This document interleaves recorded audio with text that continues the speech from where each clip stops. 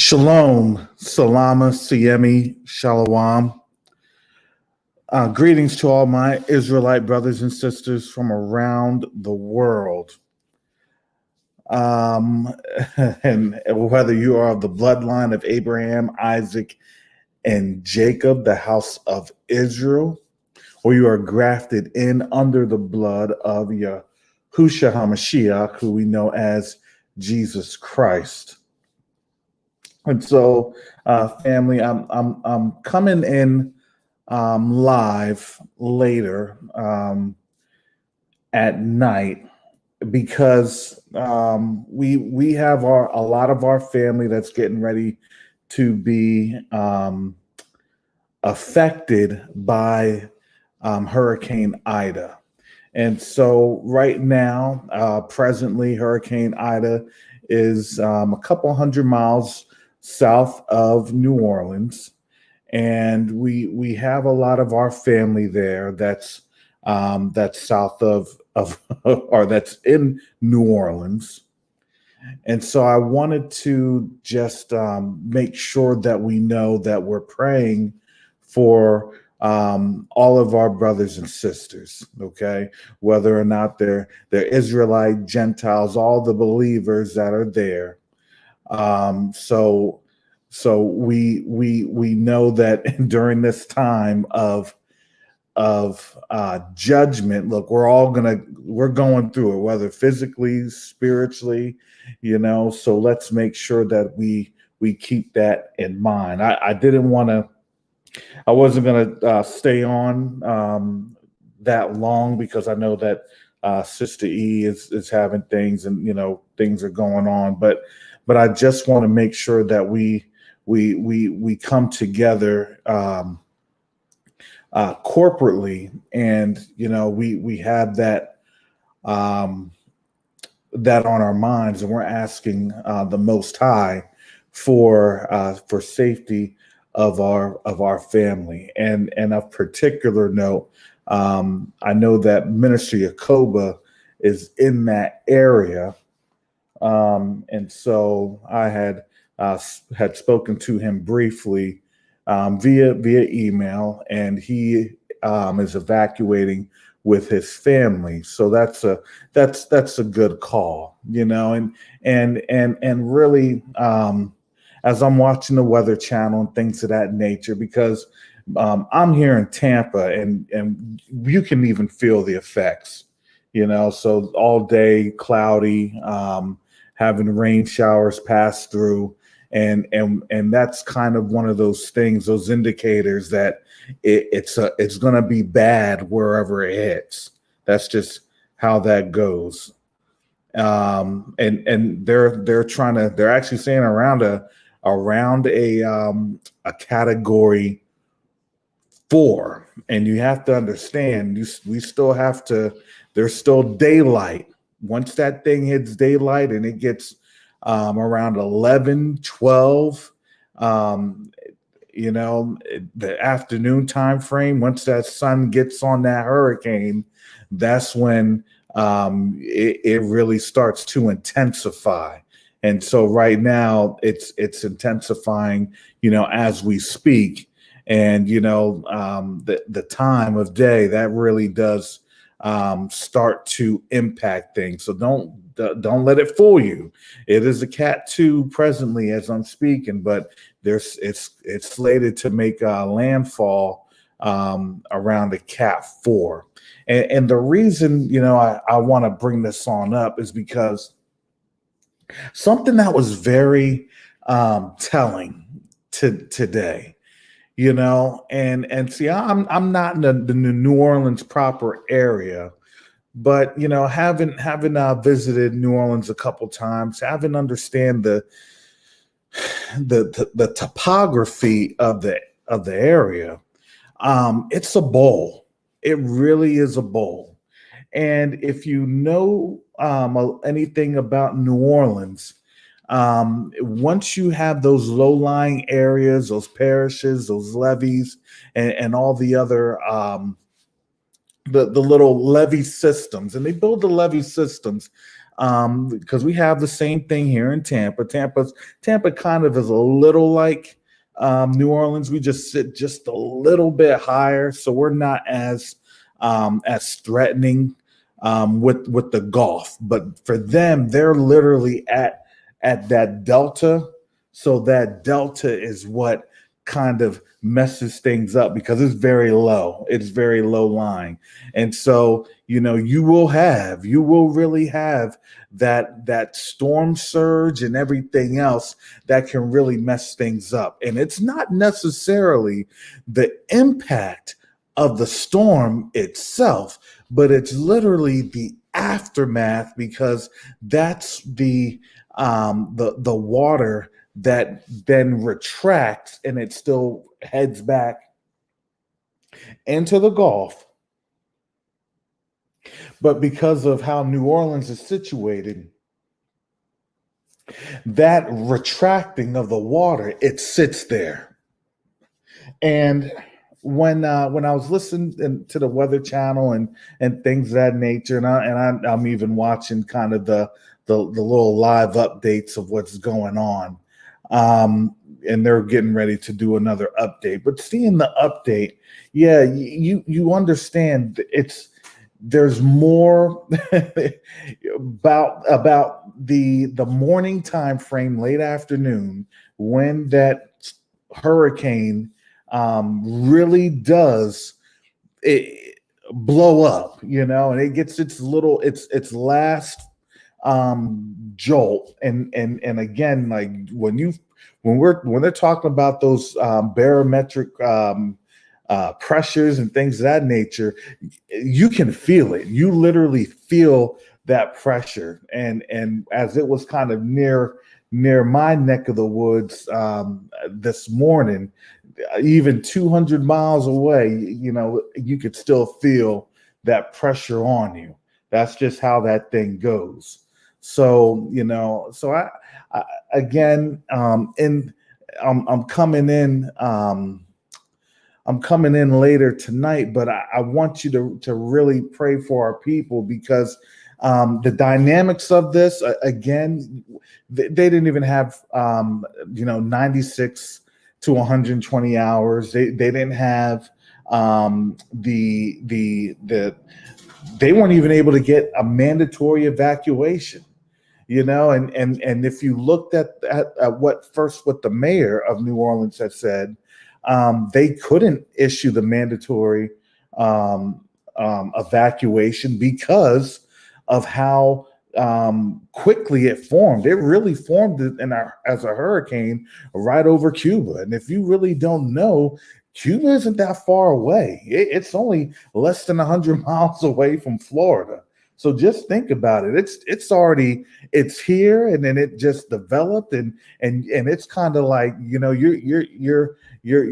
shooting darts blindfolded at that time. So a lot of people were kind of like, well, it's this, it's that, whatever it is, it wasn't, it didn't allow for enough time to let people get the evacuation in. So, heaven forbid that you are, you're a super Hebrew, because you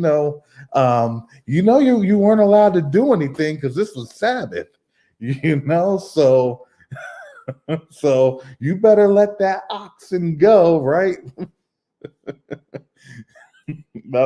One of the parables of Christ, right? Who would not on the Sabbath go and get their oxen and pull it on up, even though it's work. So listen, the Most High gives us time to prepare. He understands how we need to prepare, and we want to make sure that we are encouraging and blessing our family, especially for those that are in harm's way. So I would say that if you can give to Teo, especially with Minister Yacob and them, please do so, because these disruptions do they do mess with you. and especially on these type of channels. Look, we're not any Creflo Dollars or TD Jakes or things of that nature. So that's why I'd ask that you would support, because this is something that we know was coming. All these things is coming. So it isn't climate change. You can say it's hard, you can say whatever you want, but you want to know what? This is the Most High doing things, because here's the situation. Um, Not only did you have the lack of the evacuation time frame, but something that really caught my mind, and it was, I believe, I hope I'm saying his name right, but it was Governor Nussberger, if I'm recalling it right. I'm just going off memory. He had explained that some of the levee systems that were there in the Plaquemine area, they they weren't fixed. And here's the thing, that was 16 years ago. Katrina was 16 years ago. And we're talking about 16 years later, there's still compromise to the levee system. And family, for me, just being here in Florida, I'm thinking, okay, levees are good, yada yada.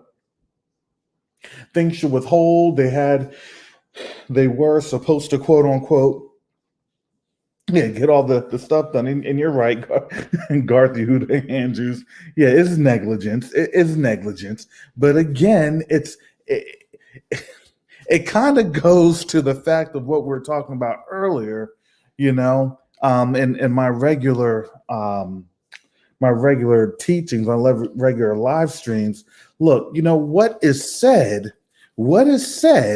may not necessarily be what's delivered, you know, and that's the whole thing. So these exposures are coming, but you got to remember, family, we have to be wise and we have to have understanding, and being able to be delivered from that. And I know that there's a lot of people that they'll harden their hearts and be like, "Oh, I'm good, I'm that." So so when I had just the very brief conversation with Minister Yakova, he had responded that that they were evacuating. So so that's a blessing. Look, we want to be wise, and then when I'm looking at the Weather Channel and they're interviewing the governor, and the governor said, "Yeah, we still have to fix levees in Plaquemine," and if you know how Plaquemine goes, that's a major water outlet. That's supposed to be a water outlet. So if that gets compromised and then the water is slow to drain, then you have things. So you're with family Yakanan Bell? Okay. Yeah, definitely. If for those folks, check on your people if you have family there in New Orleans. And let's just continue to reach out and encourage them. Of course, there's going to be power outages. There's going to be compromises to telecommunications and things of that nature. So I just want us to understand. Let's lift them up in prayer, especially for our family members that are on out there. And I don't discriminate whether you're Israelite or Gentile. Look, we're praying that you are protected under the blood of Yahushua HaMashiach, under the blood of Christ, and we keep it going there. So I didn't want to get on here because I know that there are other folks, and I do respect, I respect their time, because I like to listen in to what they got to say too, because I know Sister E is live. So I just wanted to share this update, and before I close on out, I'm gonna pray for our family. So Father Yah, in the name of your Son Yahushua HaMashiach, Father, we ask that you protect your people, that you protect, Father, your sheep.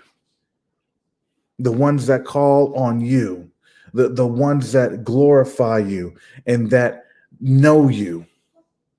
Those, Father, that are right now in the path of this Hurricane Ida, Father, we ask that you provide the protection and the deliverance for your people. So, Father, right now, we know that it's in your power. We know that it's in your hands, and we know that you are a strong refuge.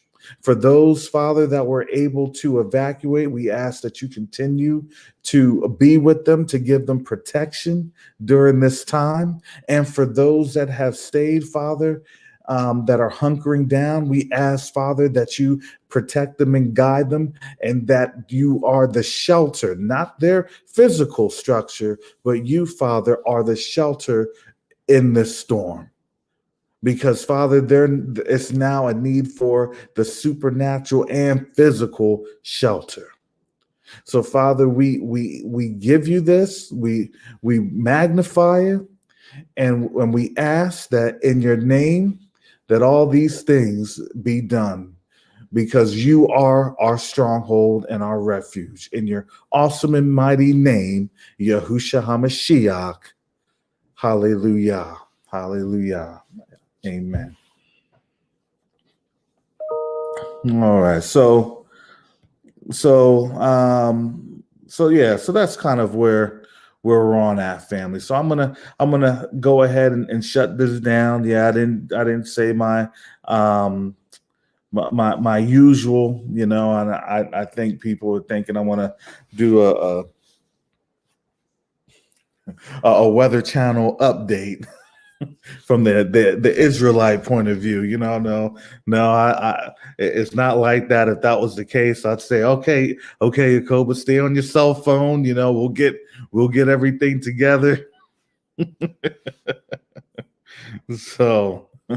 So no, so and honestly, I pray that our folks don't live in ignorance. And I know that there's a lot of things, especially if you don't have that emergency evacuation, especially if you don't have because a lot of things, because our people do a lot of things with the service, and they'll work with the state and they'll work with the government, so it's hard for them to kind of get away, because what happens is that you have to have that emergency declaration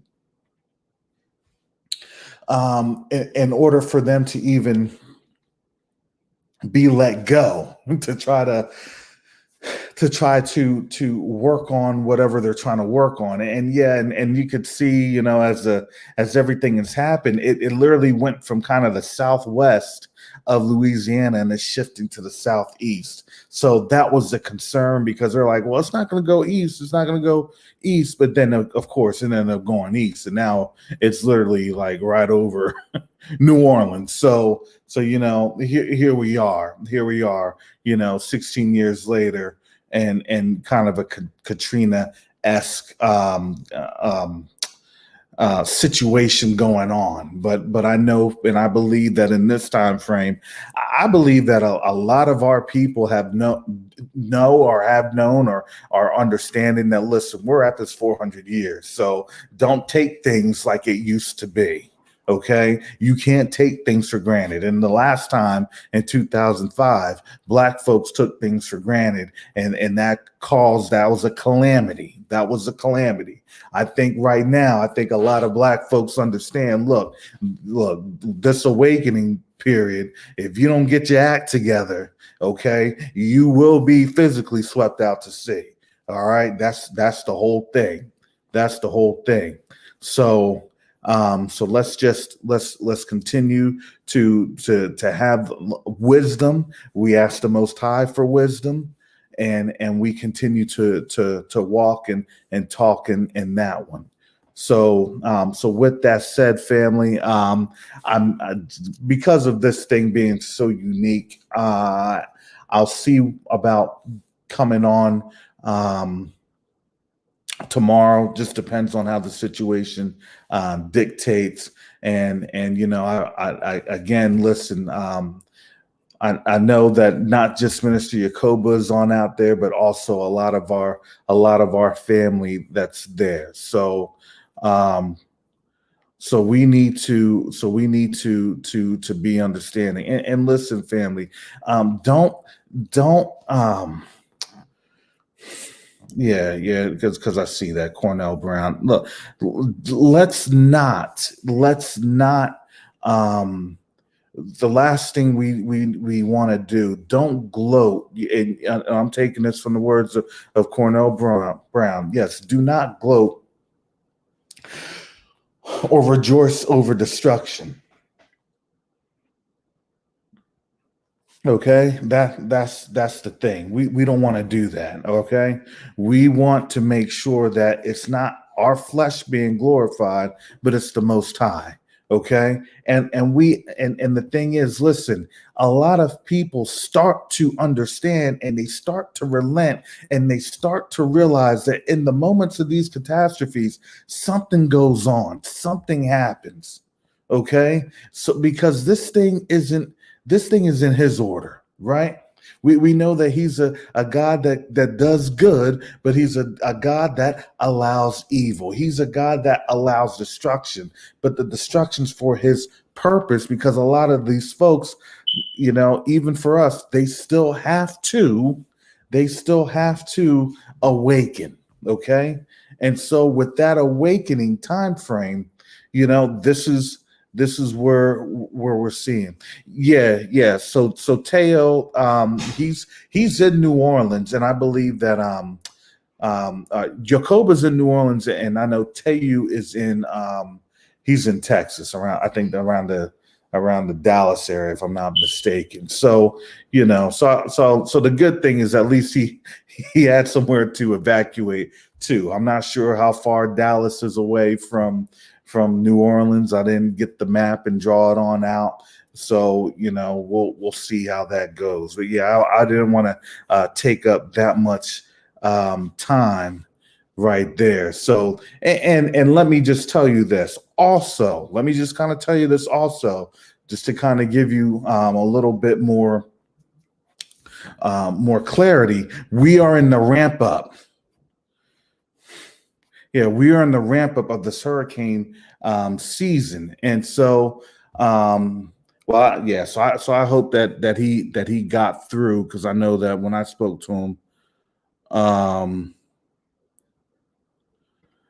I spoke to him a couple hours ago. So hopefully he's on out of the area. At least he'll be out of the area, because the last time was around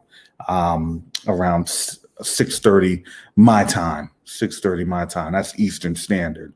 So if depending on the driving, depending on the traffic, and that's the whole thing. Look, I don't know if anybody's has had to ever evacuate during a hurricane. It becomes very it becomes very fearful. You're not scared, but you are very apprehensive, because people like to do foolish things.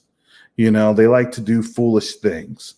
And so, they'll try to also do price gouging. That always occurs. If it's $3, for a regular, they'll try to jack it to like 8 or 9, just because they'll try to do stuff, and then their state attorney will get involved and all this other stuff. So a lot of shady and things happen. A lot of you just don't like to be in those situations if you have to be.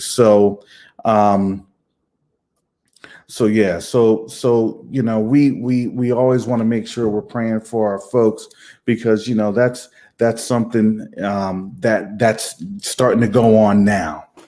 That's so right now, also, just kind of caveat this also, with the ramp up of this hurricane season.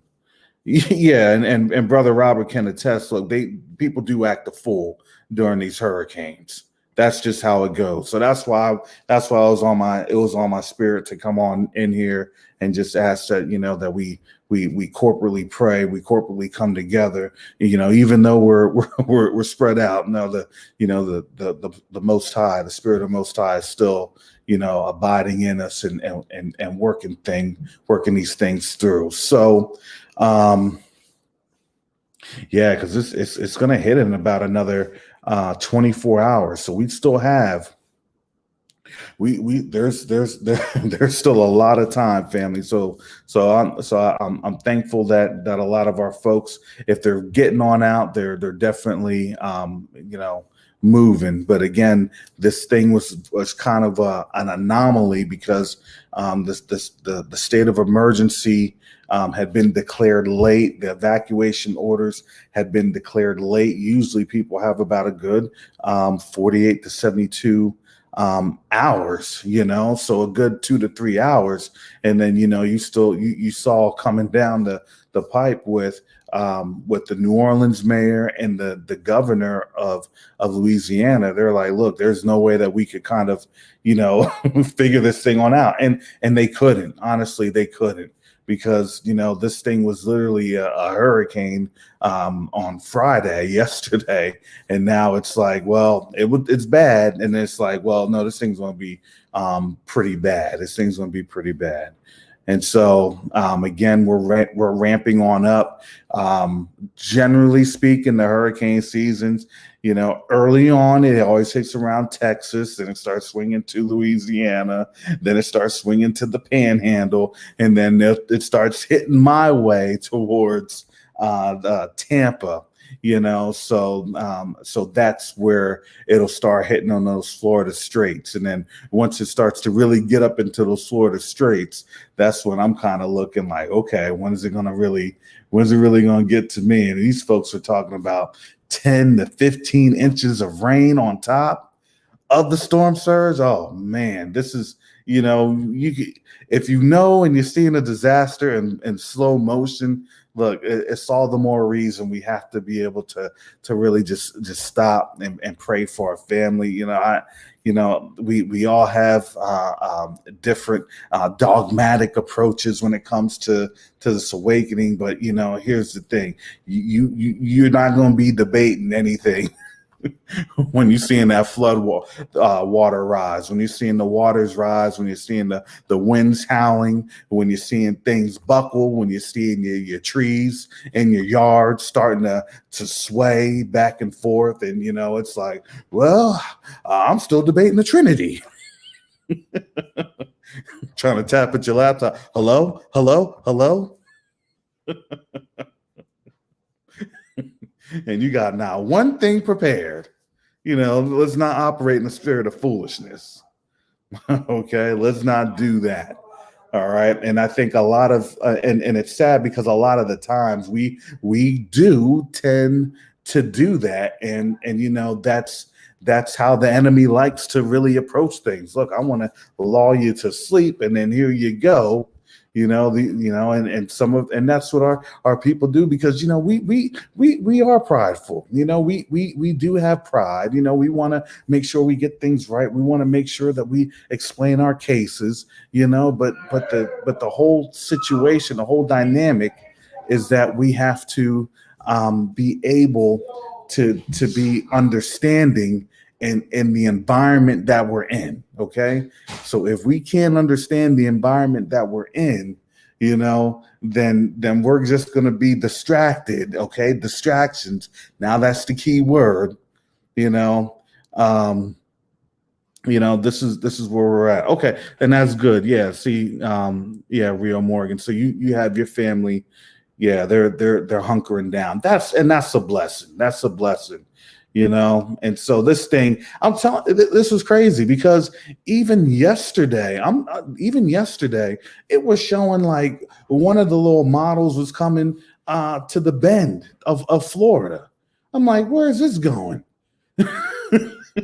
I get concerned because look, that's about an hour or so just north of me. Okay. So I'm like, oh man, that's around Tampa. Like you start to kind of perk up a little bit. but then it all started. Well, we're going to get to Southwest Louisiana, and they were trying their best.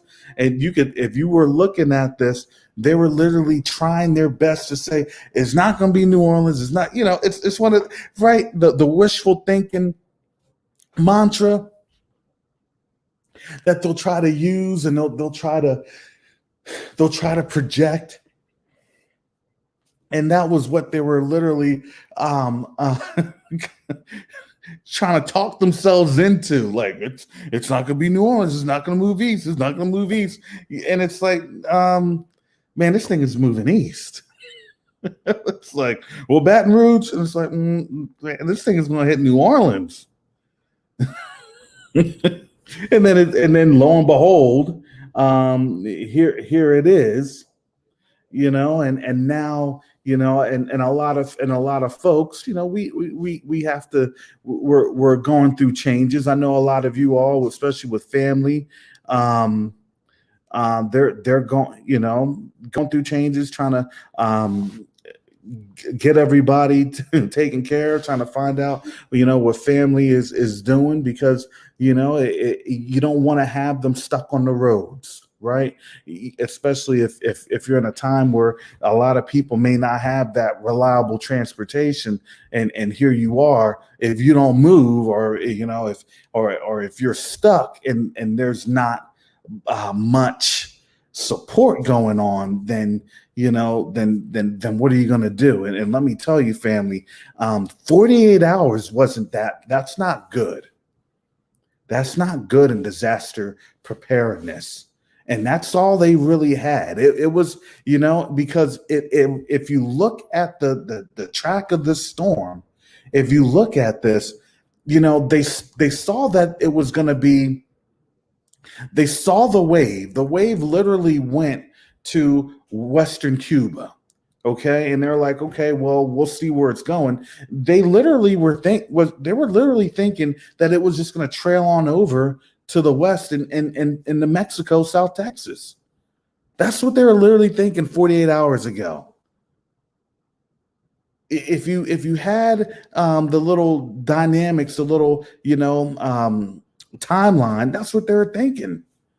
So now, here it is. When it got up into the Gulf, and then all the models started to say, well, it's just going to be between Houston and New Orleans. And it's like, no, it's still moving east. It's still moving east. And now here we are. Okay. Here we are. So, so this is where we're on that. And I'm not going to try and beat this thing down, and try to.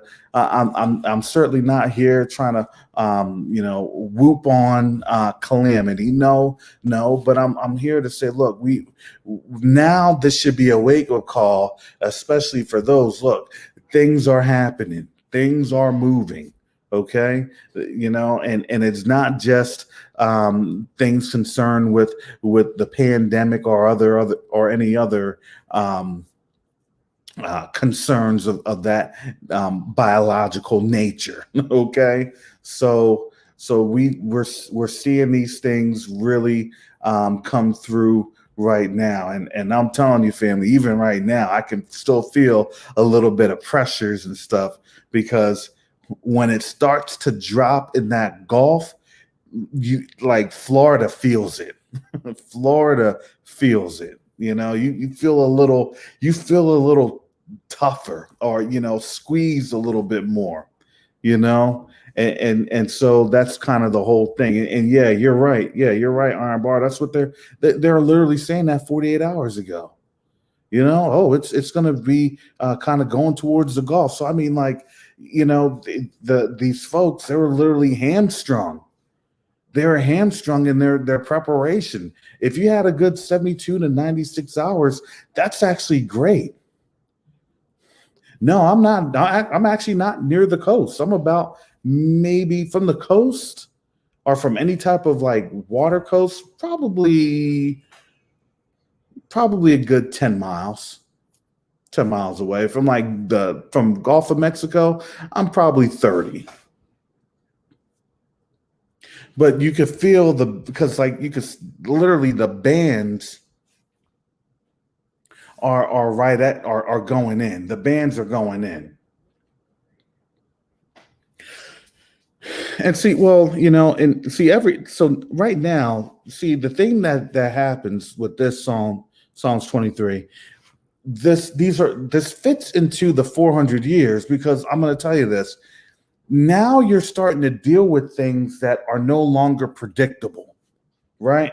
So there's that element that they were able to be predictable, which we were seeing in Daniel 8, because there was a time that what they were able to practice in was prosperous. Now, what it is everything that they have, their instruments, their devices, all their scientific resources, it's no longer holding up, right?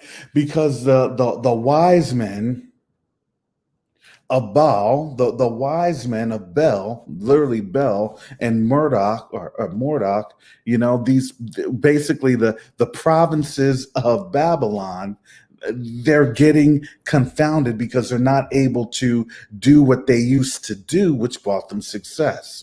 So now everything that they're trying to do, it's like, well, it's very there's things that's not there anymore. And I mean, and you can see it. I mean, look, I'm looking at this on the Weather Channel and they're talking about, Moss Point, Mississippi. Now they're evacuating, so we have all the folks that are there on the Gulf Coast, and this is really, and this is really what's going on, because now it's, well, we had this, well, we had that, well, we could rely on this. And now it's like, well, we can't rely. Okay. So Anna Ya Bat Ya. Okay. My family in Louisiana stand hunkered in storm. Highways too congested. Yeah. Highways too congested for my mom and family to evacuate to the time notice. Yeah. And my sister was given mandatory work due to being a nurse. Yep. Yeah. We're praying for your family. We're praying for you for your family. We're keeping them in prayer. We're keeping them in prayer. So yeah, they get the residual there in Houston. Yeah, because you're going to get rain bands also in Houston. That's what happens. You'll get rain bands. It won't be really. It's just it passes on through. It'll pass on through. It'll pass on through. But when you're there, and you get that those tropical storms, look, those things can rain buckets on you. And if it's raining buckets on you while you're also trying to drive through different things, oh my goodness. Look, that's and not and the rain. If you're in an SUV or any other high profile vehicle, man, that thing can tip it. I remember when I had to drive through Irma back in 2017. I was seeing cars getting blown off the roads because it was still 75-mile-an-hour wind gust. And I had to get back to Tampa to get to a flight, but because it was just north of Tampa, because I had gone out to Ocala where some of my family's on at to hunker down, and trying to drive back after it had basically passed over. And this was just a tropical storm. This wasn't a hurricane. This was a tropical storm. But it was a very strong tropical storm that, that's where you're on at. So you're not just looking at the wind and the rain, but you're looking at all the other things that's happening too. And see, yeah, they're updating it, and it's like the total rain that's right over New Orleans. Yeah, so this is going to be like a double, triple whammy, So that's why, this thing was on my heart to get on here, and let's just keep our family, keep our people in our prayers, and go from there, because yes. Yeah, and see they've updated the rain forecast, and that's hitting now. That's really hitting now. New Orleans proper. That's hitting now New Orleans proper. So Yeah, so that's where we're at. That's where we're at. This thing is really getting ready to hunker down um, a lot. Yeah, and see, Sunday evening through Monday morning, that's going to be the main event. So we have about a good 24 hours to really the main event. So yeah, so I'm not leaving, and I'm in Baton Rouge before I drive to Houston. Yeah, it's now 10-hour drive. Yep. Yeah, hurry up. Yeah, and that's the saddest thing, because they didn't give enough. They didn't give enough time, and that's kind of where you're on at. So make contingency plans. Look, if you can make it to the store, it doesn't look like the wind has really gotten there, so you may have probably Sunday morning, to run into a Home Depot, but get yourself an axe. Okay, get yourself a saw if you have to get up into that roof. Get a crowbar, get a hammer, sledgehammer. Okay, if you have to get up into your attic, these are some of the things that you can still do right now. Okay. Because my biggest concern, my biggest fear is in the event that those levees are compromised again, just being able to get out of the house. If again, get water on that in that bathtub. Get water in that bathtub. Start to get it filled on up. Okay. Make sure you have your batteries. I know this was kind of a last minute thing, but batteries, flashlights. Get what you can get in terms of like pretzels. You don't need any of the chips, but just get something that has sodium that can sustain you, because that with that heat, there's that heat. You're going to be about 80 degrees, and that's the humidity. That at that time you need that sodium, because once you start to really sweat, and that sweat is salt, and you don't see any sweat, then hypothermia can start catching on in when you have that heat exhaustion come into play. So, but that only occurs if you don't have enough water. And again, when that water starts to get compromised, that's how this thing goes. Look, I would go as far as to use plastic bags. If you have a book bag or anything, I would use, and I would start plastic bragging things, getting that waterproof, because if you have documents or any other things that you put in a gallon bag, I would do that. Especially, what would I do? Paper. Get paper. Okay, crumple up paper, and have that in your book bag. And when you crumple up the not put so crumple up the paper, put in a gallon bag. Okay, like a little Ziploc gallon bag. Just do 2 or 3 of them. And if you have any type of like packing tape, then go ahead and get the fold the little zipper, or the little thing on in there, the little zip line, fold it down, and then get tape around it, tape down the seam. Okay. And then tape a few pieces, for the girth. Just do it for about 2 or 3 of those, because then you put that into an actual, like a book bag, or if you have a book bag or something, or a travel bag, definitely a book bag if you have one of those. But you keep that all up in there. That actually helps. As a flotation device, believe it or not, because you have that air pocket, those air pressure. So in the event that you do have to float, or float it on out, at least, you can float on your bag as a flotation device until you can get to higher ground. If you have kiddie pools and you have any type of flotation device, pool noodles, that's great. Make sure that you have those near you. make sure you have those on near you. Make sure if you have any type of matches or things of that nature, start getting them into Ziploc baggies if you have those. If you don't have Ziploc baggies, just use the regular store baggies, if for the grocery stores or things of that nature. Okay, you can make it work. Okay, put your mind to it. You can make it work. You'll be able to get things together. If you are there, in that area, listen. Don't be afraid to sleep with shoes tonight. Okay, all right. Because you don't want to be comfortable. Okay, make sure that you are ready. Have your family in shoes. Have your family next to something comfortable, but also ensure that your family's kind of centralized.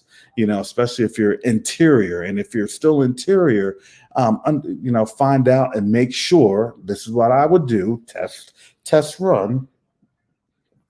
Turn off all your lights.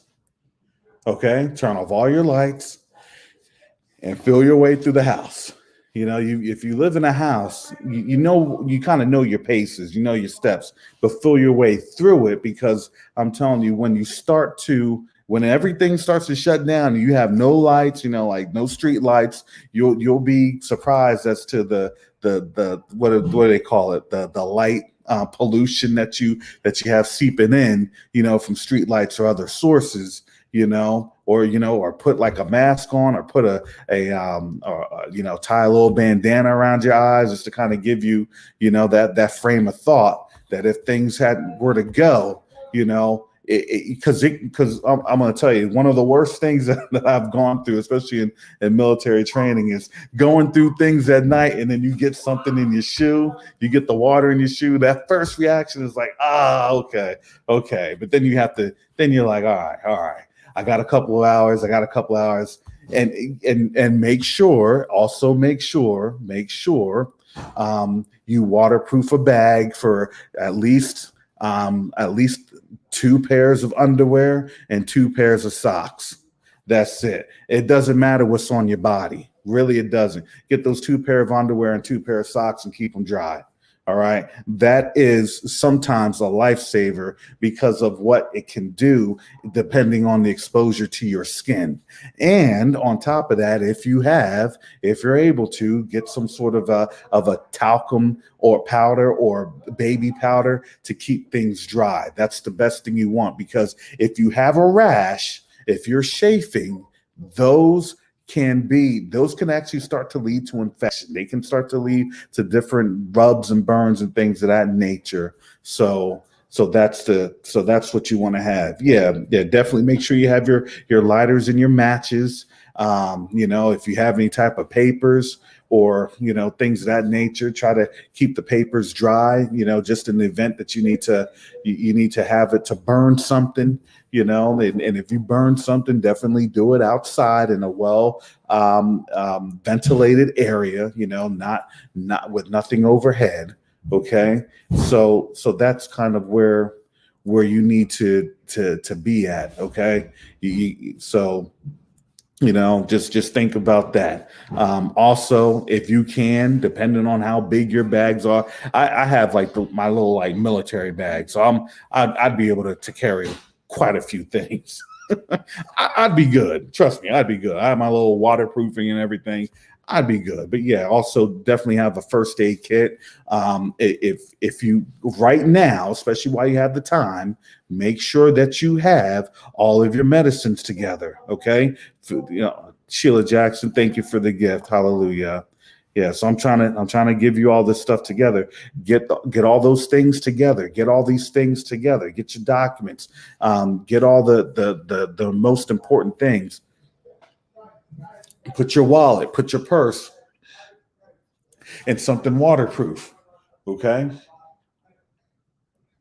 Because you don't want to also have your credit cards messing up and things of that nature, Exactly. Baby formula, make sure that you start putting baby formula and stuff to the side, getting those in plastic bags, measuring out the things, and even keeping the measuring cup inside the plastic bag. Just do that. Make sure you have that. For water bottles, Make sure you have your water bottles. If you're in New Orleans, you need to have your water bottles. I'm staring. I have about 8 cases, actually 9 cases on standby. That I don't play with water bottles. I don't play. So at least if I have to evacuate, I would have been definitely hydrated, but I would have been losing the weight from not eating at least, you know. So that's the whole thing. Yep.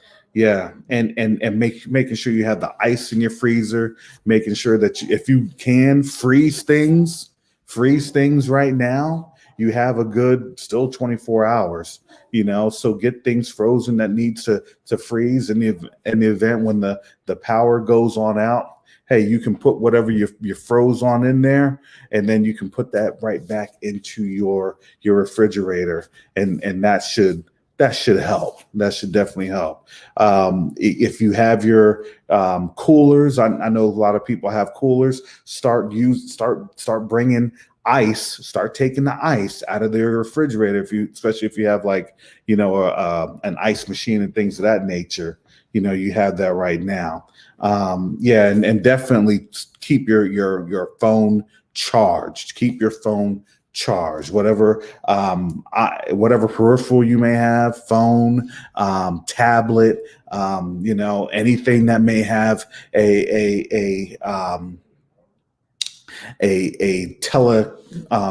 telecommunications network, an IMEI, things of that nature. Anything that has a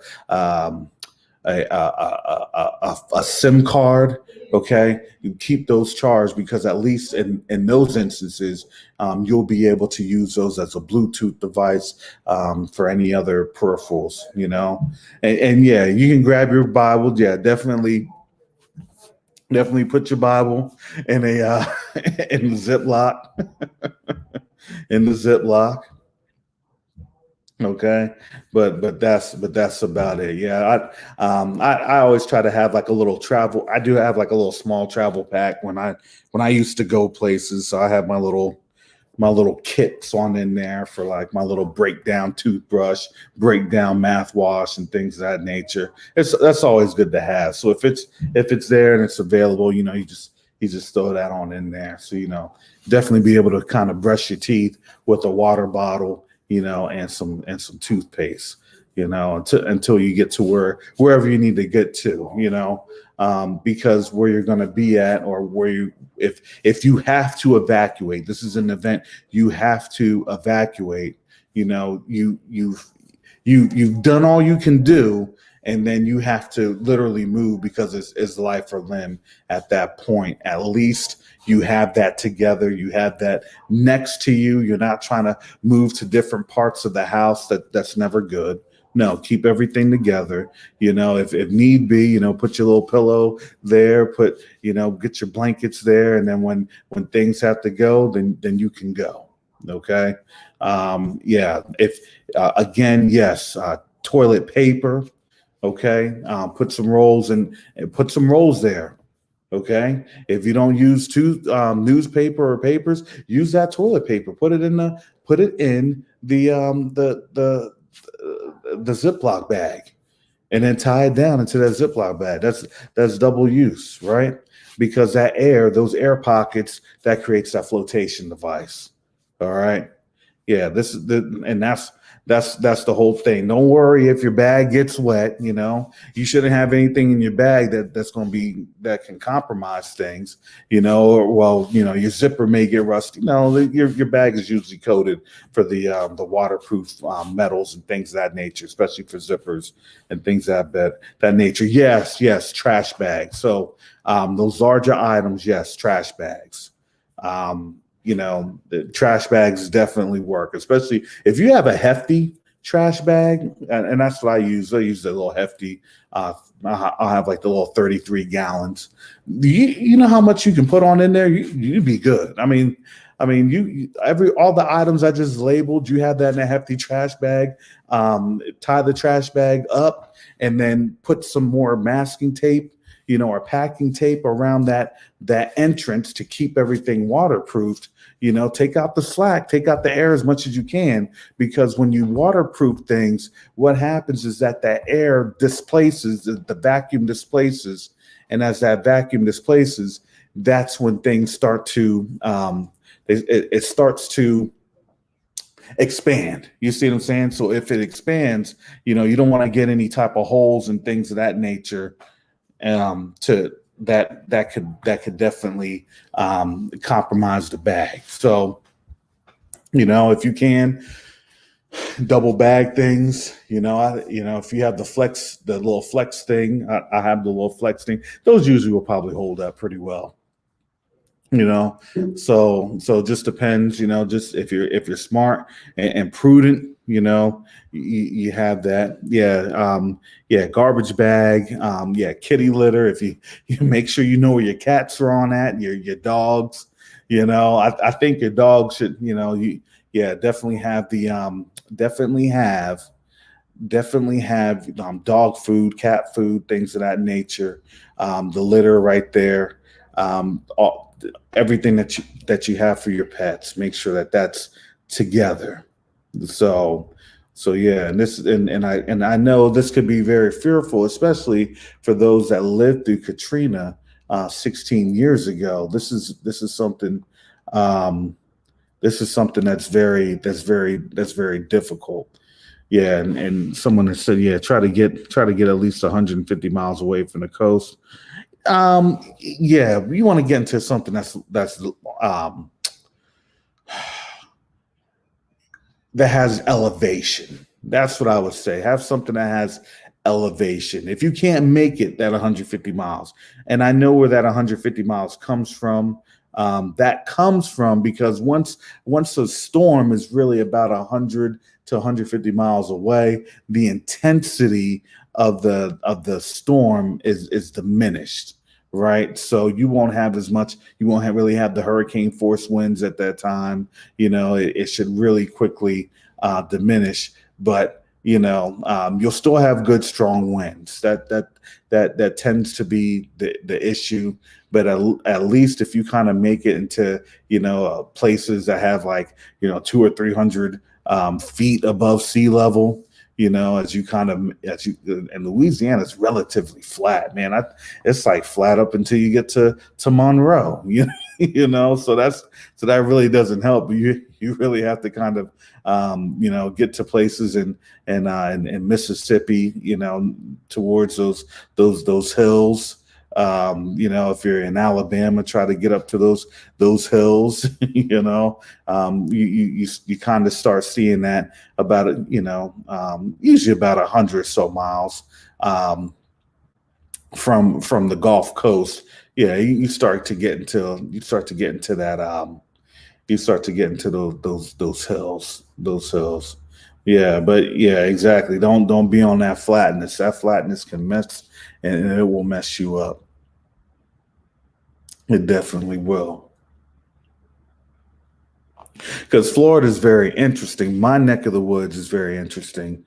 I'm only about 15 minutes from hilly country, and then like and I'm like right on the cusp between like the hills and it being flat towards the Gulf. So that's kind of it's very interesting. And like even Pinellas is a little interesting like that, because there's a ridge like by Clearwater. It's pretty high. It's a very high ridge. However, the rest of that peninsula on the Tampa Bay area, it's very flat. It's relatively flat. Yeah, the entire state is pretty low. That kind of that kind of doesn't help either in Louisiana. Like Louisiana, you literally have to just go east or west. There's no other good options options from there. So yeah, so this is where we're at, family. So I kind of had to give you a little bit of a hurricane preparedness situation here. If you don't have toothpaste. Okay, get baking soda. Also make sure I bring salt. Bring salt too, because salt can help with different things, especially different ailments. Okay, if you don't have access to first aid or things of that nature, you can actually clean things, wounds, things of that nature. Yeah, it'll hurt, but those properties that's in there are definitely life saving. They can be, but if you have any type of you know, ointments or things of that nature, band-aids, or if you have, these are just luxury items at that time, um, waterproof band-aids. If you don't have those waterproof band-aids, shoot, bring uh, uh, super glue, super glue, especially if you have cuts and things of that nature. You'll be surprised when you're running on adrenaline, all the yeah, and you can make saline out of salt water. Yes, you can. Yes, you can. And salt water, if you put just a little bit of salt water in your drinks, just a pinch in your water bottle, you shake it on up. It actually helps to continue to give you more hydration. So that's a poor man's Gatorade. That's really what it is. That's what it's called. It's called a poor man's Gatorade. You don't need to have it just ultra bitter, you know. Yeah, go live in your punch. I'll be in my poncho and my gas mask. This is the Preparation Network. No. This is the Hebrew Preparation Network. Have fringes on my gas mask. If you have a poncho, you better have fringes on your poncho. I don't want to hear none of that. You better make sure that 12 tribes chart is laminated. I don't want none of that runoff. Oh man. So yeah, life jackets are, and that's why that's the whole thing. That's why, look, I'm trying to give you the flotation alternatives, because here's the thing, you're gonna probably be floating, and especially in those places, those low-lying places. If you have to get somewhere, a lot of these things happen because they don't have what they need to have to float. I mean, that's really what it is. If you can't float, and there's a technique to floating. You want to make sure that you're dragging your feet, right? You're not trying to step on things. You're trying to drag your feet while you're just wading through the water. And that water is going to be mucky. It's going to be nasty, so try to keep your mouth covered. Try not to, to touch your face and things of that nature. Get any type of waterborne ailments.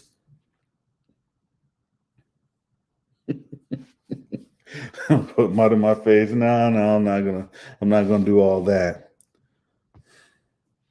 Yeah. But I mean, if you don't have it, just get the regular table salt, whatever salt that you have. You're looking more or less for the chlorine factor, and that's more so than what you can do. That's just how that goes.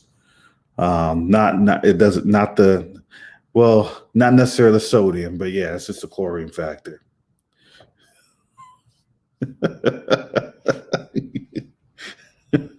Away from me, you evildoer. You don't have fringes on your poncho. Well, believe it or not, those could actually be liabilities, and the reason is, those things snag. Look, you don't want things that can snag. Those things that can snag can actually be a detriment. They could actually be a detriment. So, try to make sure that if there's any loose thread, any type of loose, even this family, when you have your shoes on, I'm going to tell you this. This is another little survival thing that people don't take into account. When you have your shoes on, Okay. Take those shoestrings and you tuck them in. You tuck them into your shoe. Okay. If you happen to have work boots, okay, take whatever, especially if you would, I would always say you need to wear pants. Don't wear shorts, wear pants. I don't care if you have, slacks, okay, or trousers or your dress pants. I don't care. You need to wear that because it gives you another level of protection. Okay. Because now you have to understand it's all about protecting yourself and having the fabric and the material to protect yourself. So the more that you have that, the better off you will be in the long run. The better off you will be. I know folks will have some either workout pants or workout attire. Look, whatever you need. Okay. But if you can, and if you have some sort of boots, yeah, especially I'm talking to black folks now because I know y'all have some Tims. Okay, if you have Tims, okay, strap those things up and tuck and tuck and tuck your trousers into, or your whatever you have, into your boots, and make sure you tuck those laces down tight, because if your laces get stuck, then you may have a problem. Okay. And again, when you're wading through things, okay, this is what you want to do. Okay. Always make sure that you have, your backpack on you, have the backpack on you. Okay. But when you start to get into high water, now you modify your backpack and you put the backpack towards your front. Okay. And so if the backpack, you go towards the top and the rear, and you sling your arms in between, and then you start to wade with your backpack so your head is above the water. And that means that you can either kick and float, and that gives you enough time, that gives you enough to where you actually have a free arm. You don't have to you don't have to do a Michael Phelps. You don't have to try to swim a lap. You just wade, because that's how the thing will go. You'll have a stream. You'll have a current. Just wade through it. Don't fight it. Just wade through it and get to where you need to get to.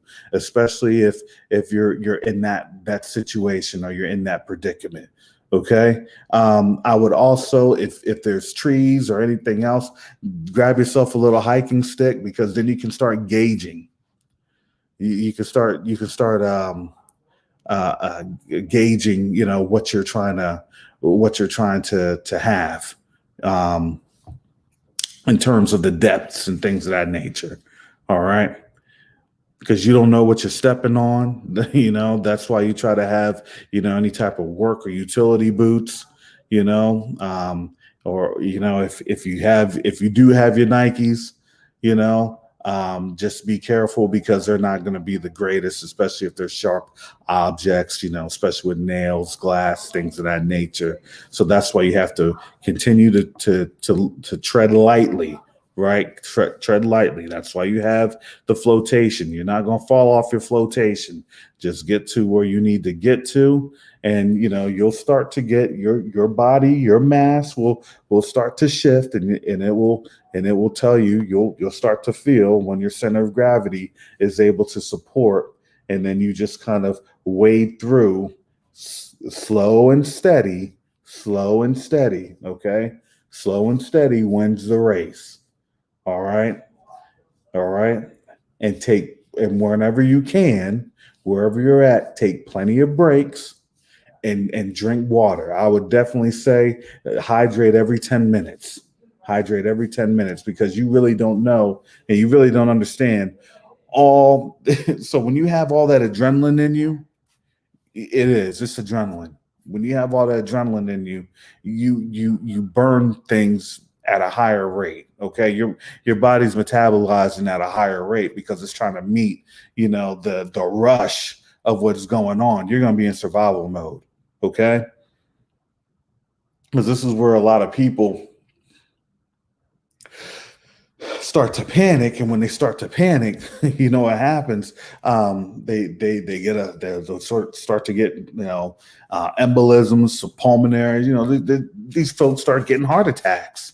They start getting heart attacks because they're trying to rush through a disaster, and that's not going to be the case. You can't rush through the disaster. You just have to feel your way through it and be comfortable and where you're at. And see, these folks are now talking about, look, potential 9-foot storm surge, what that could do. Look, this is where you don't want to panic, but if you are in that, look, that's where you need to be able to be aware and not panic.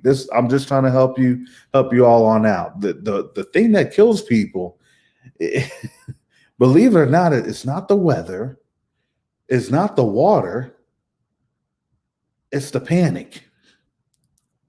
It's the panic. So if you're prepared and you start to understand, look, I got enough. Look, my little flotation device is going. Look, I have everything wrapped on up. I got my cell phone together. Look, get the cell phone in in your Ziploc. Okay. Look, you don't need to be calling people when you're trying to go on in there. Don't worry about trying to do a YouTube live or a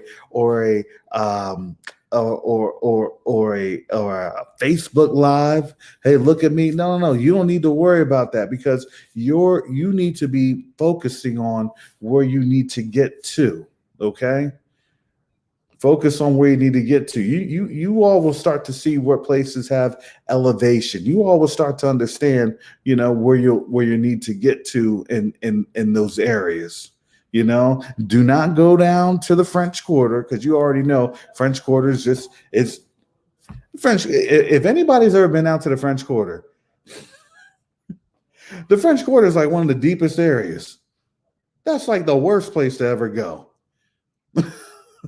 Okay, but listen, get to the highways, get on over to I-10. You'll be all right. That's where you really want to get to. Because New Orleans does have a lot of roads that are raised up. So as long as you can get there and you have enough water, that's the whole thing. People are going to be passing on out. They're going to be, all sorts of exhausted because a lot of these folks, they're not going to be used to, that type of exertion, So that's how it goes. That's the biggest thing. That's the biggest thing. Yeah. And if you have a crank emergency radio, yeah, definitely. And I think a lot of folks, especially in the New Orleans area, they were the test case for a terrible disaster. I would pray that they would use that wisdom to operate and sustain themselves. That's what I would pray. So yeah, so I didn't want to be on that long, but hallelujah. I'm praying that you all got a little bit of wisdom, especially for our family there in the New Orleans area. Okay, that Gulf Coast area, because that's not just going to affect New Orleans. That's going to affect that Gulf Coast region. Okay. So, be smart, plan, while you can, work on laundry, get some clothes together.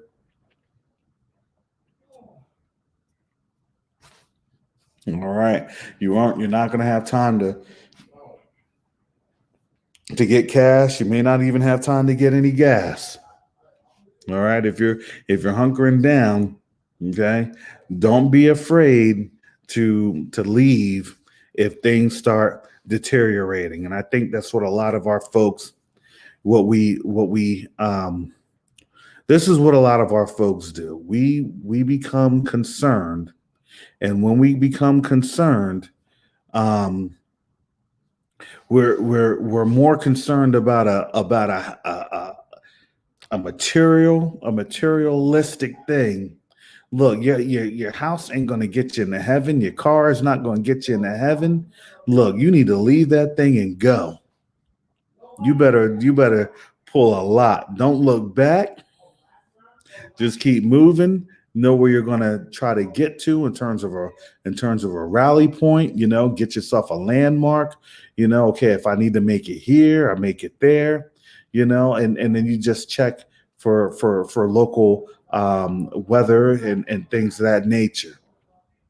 And especially if you can get to get to like either fire or search and rescue, because the point is that you want to make it to higher ground. There's higher ground there. There is higher ground there, but it's the spots to get to there. It just depends. And again, man, I was not comfortable when when Governor Nussberger, or whatever his name was saying that the the Plaquemine Parish the levees were still compromised there. Well, I mean, well, that's where your water goes through.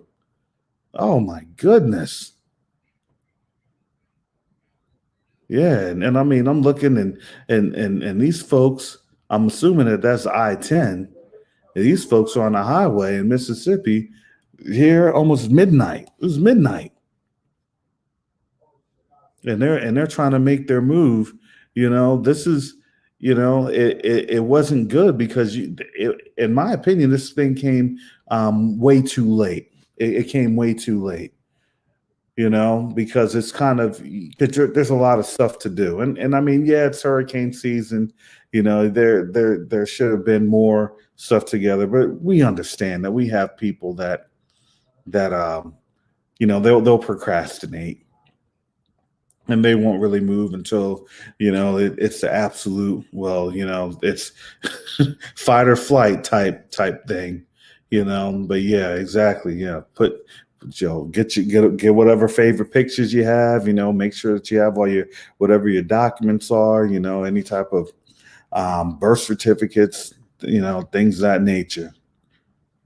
So that's where we have to be smart about different things. Okay, so so that's what I would say. Look, and also,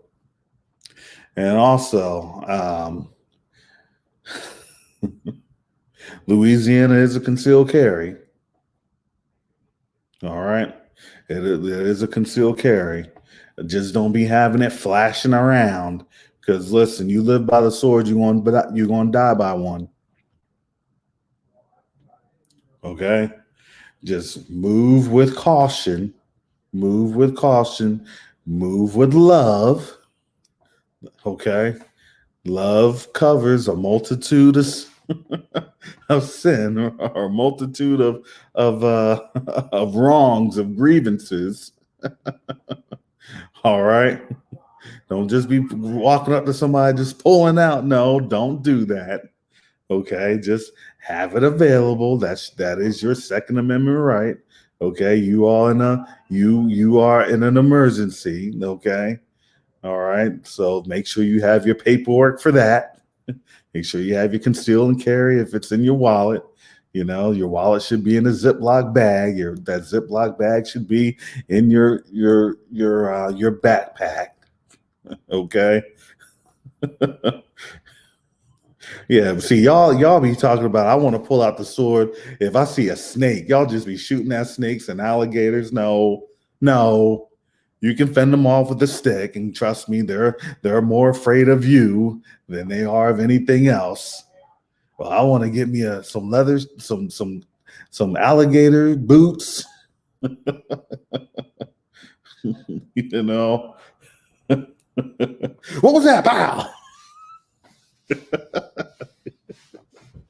Y'all be shooting into the water like an anaconda's gonna get you. No.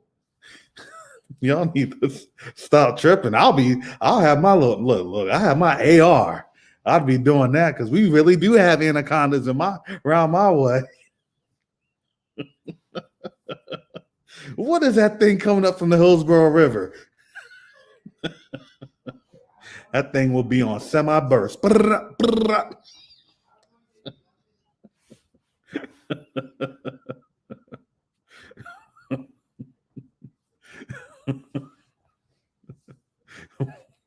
that was 30 rounds because I got scared of a black plastic bag that was floating down the river. Ah! You know you have to be screaming too. Ah! Get off me! Get off me!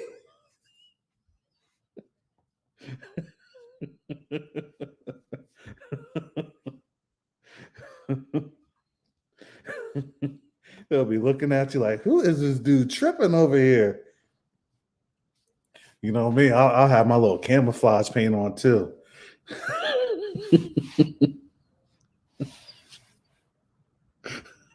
Looking like the black dude from the Predator. I thought I saw the Predator. Oh!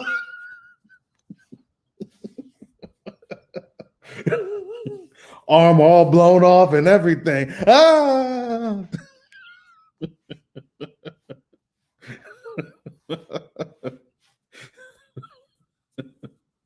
No, I'll be looking like Major Payne. This little piggy. A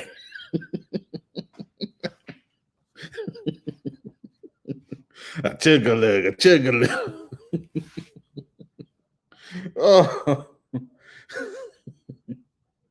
Oh my goodness. People are going to be on up there looking like Rambo. well, I got my 380 right here. I got my Desert Eagle right there. I got my 6-shooter right here. On top of that, here is my AR, and on my side is my shotgun.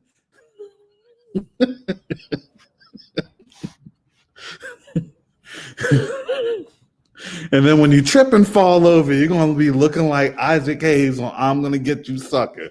Just all sorts of gunshots.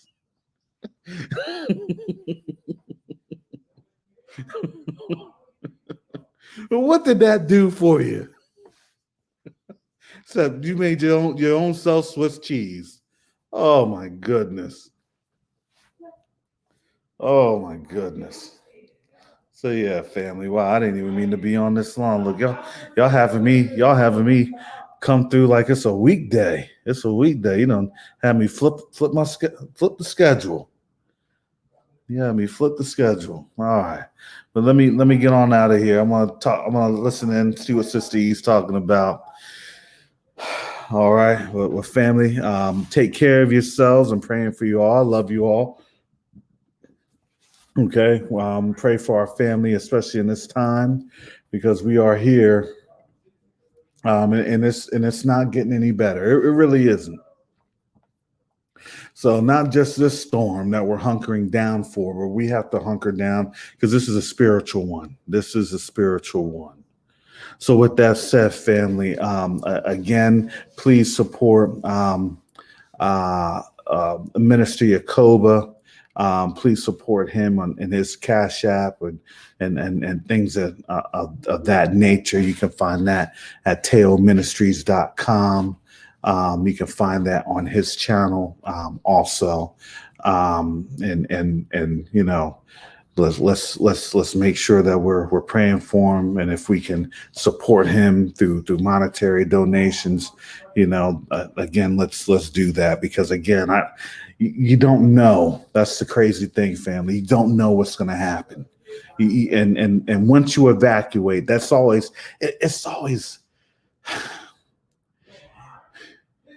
you always are hesitant because you don't know what you're going to go back to. You know what I'm saying?